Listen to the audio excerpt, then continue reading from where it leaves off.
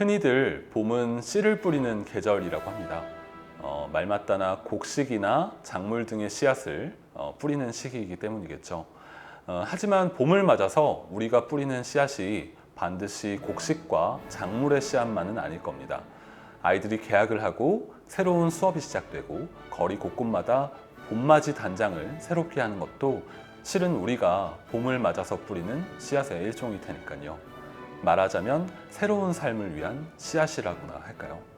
하물며 지금으로부터 60여 년 전인 1959년 봄에는 책으로 만든 씨앗이 뿌려지기도 했습니다.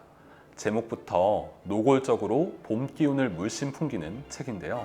바로 씨 뿌린 사람들이라는 책입니다. 씨 뿌린 사람들, 이 제목부터 봄 기운이 충만한데 과연 그 안에는 무슨 내용이 담겨 있을까요? 궁금한 분들은 우선 표지를 조금만 더 자세히 살펴보면 좋을 것 같습니다. 이 책의 표지에는 경북 작고예술가 평전이라는 부제가 친절하게 붙어 있습니다. 그러니까 이 책은 당시 대구가 속해 있던 경북 지역 예술사에 있어서 중요한 획을 그은 작고 작가들을 소개한 일종의 평전이기도 해요. 무엇보다 이 책에 소개된 작가들은 대부분 1920년대, 30년대에 주로 활동한 사람들인데요. 당시가 우리나라의 근대적인 예술 양식이 본격적으로 자리 잡기 시작한 시기임을 감안한다면 이 책에 소개된 작가들은 그러한 예술의 씨앗을 지역에 뿌린 이른바 농부 같은 사람들이라고도 할 수 있습니다. 씨 뿌린 사람들은 그렇게 당시 지역의 근대 예술의 시작을 이들의 농부 같은 손길로부터 찾아보는 책이기도 합니다. 그런데 이 사람들 그냥 농부라고 하기에는 일반적인 소작농보다는 자작농, 아니 우리나라의 예술 전반으로 보자면 오히려 대단한 영향력을 행사한 지주에 가까운 사람들이 아닐까 싶은데요. 그 면면을 살펴본다면 아마도 제 말에 고개를 끄덕이는 분들이 적지 않을 거라 생각합니다. 그럼 지금부터 책 속에 소개된 지주 같은 농부들이 과연 누구인지를 한번 살펴볼게요.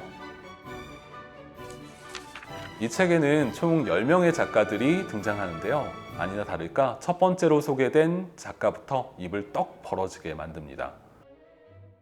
그 작가가 바로 운수 좋은 날로 우리에게 잘 알려진 소설가 현진건이기 때문이죠.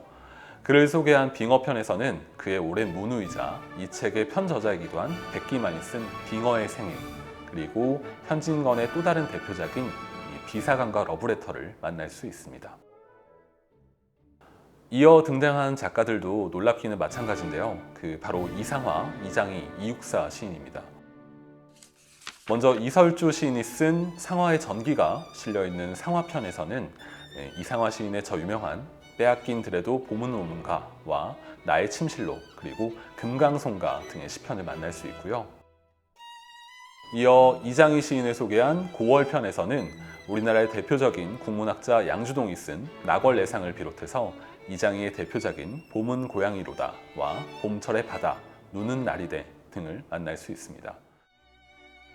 또 이육사 시인의 육사편에는 이은상의 육사소전과 홍영희의 육사의 일대기, 이렇게 두 편의 글과 함께 그의 대표작인 광야, 청포도, 꽃 등의 작품이 실려 있습니다. 이들에 이어서는 경북 영양을 대표하는 시인이자 시전문지, 시원을 발행한 시인 오일동의 생애와 작품을 소개한 일도편도 만날 수 있고요. 특히 당대 우리나라를 대표하는 여성 소설가이자 이 책에 등장하는 작가 중에는 유일한 여성이기도 한 백신혜에 대한 소개도 만날 수 있습니다. 이 백신혜 편에는 시전문지 죽순의 발행인인 이윤수가 쓴 백신혜 여사의 전기와 백신혜의 대표작인 적빈 등이 실려 있어서 눈길을 끕니다. 그런데 이렇게만 보면 씨 뿌린 사람들은 언뜻 문학 분야의 작가들을 조명한 책처럼 보이기도 하는데요. 하지만 당대에 뿌린 예술의 씨앗이 비단 문학에만 국한될 리는 없겠죠. 이 책 속에는 문학 외에도 음악, 영화, 미술계의 씨앗을 뿌린 지주 같은 농부들이 잇따라 등장합니다. 우리에게 익숙한 켄터키 옛집, 클레멘타인, 스와니강 등의 노래를 번안해서 소개한 음악가 박태원을 비롯해서 당대 우리나라 프롤레타리아 영화계를 대표하는 영화감독 김유영, 그리고 대구의 근대미술을 대표하는 화가 중 한 명으로 조선미전 특선을 수상하기도 했던 서양화가 김용조 등이 그들입니다. 특히 이 책에는 이들과 함께 우리나라 근대미술계를 대표하는 서양화가이자 조선의 고갱, 천재화가 등으로 불린 이인성 또한 소개되고 있어 눈길을 끄는데요. 이원식이 소개한 이인성의 생애와 작품은 물론이고요. 이인성이 직접 쓴 화방수필, 흰벽도 만날 수 있어 더욱 관심을 모으네요. 이렇게 씨 뿌린 사람들의 면면을 살펴보면 제가 왜 이 책에 소개된 작가들을 일컬어서 지주 같은 농부라고 했는지 이해가 되시지 않을까 싶은데요. 그런데 이 책의 놀라운 점은 이뿐만이 아닙니다. 이 책의 독특한 표지 그림은 당시 대구의 추상미술의 새로운 흐름을 이끌기 시작했던 서양화가 정정식이, 그리고 표지에 쓰인 글씨는 서예가 안광석이 맡았는데요. 이들 모두 당시 활발한 활동을 이어가던 중견 작가들이었지만 지금의 입장에서 보자면 이들 또한 각자의 분야에서 대단한 씨앗을 뿌린 사람들이라고 할 수 있겠네요. 그래서일까요? 이 책은 그 자체로 중요한 컬렉션처럼 다가오기도 합니다. 마치 유명 미술관의 대표 소장품이나 수집가의 이름을 딴 컬렉션처럼 말이죠. 이 책의 편저자로 알려진 시인 백기만의 감각과 열정은 그래서 오늘날 우리에게도 또 다른 씨앗을 선사하고 있지 않나 싶은데요. 그것이 무슨 씨앗이었는지는 오늘날 거대한 대지로 형성된 우리의 문화예술계를 돌아보면 알 수 있을 것 같습니다. 그것은 또한 지금으로부터 60여 년 전 봄에 뿌려진 이 책이 지금도 여전히 살아있는 책으로, 또 씨앗으로 여기저기서 싹을 틔우고 있는 이유기도 하겠죠. 여담이지만 이 책의 출판사인 사조사, 이 사조사의 전신이 문성당 출판사라고 해요. 1940년대 후반부터 시작된 대구 출판 인쇄업계의 중요한 출판사입니다. 공교롭게도 문성당 출판사 건물은 대구문학관과 인접한 곳에 위치해 있습니다. 이 책의 출판사인 사조사의 전신으로 당시 대구 출판업의 융성에 앞장섰던 문성당 출판사는 과연 어떤 곳일까요?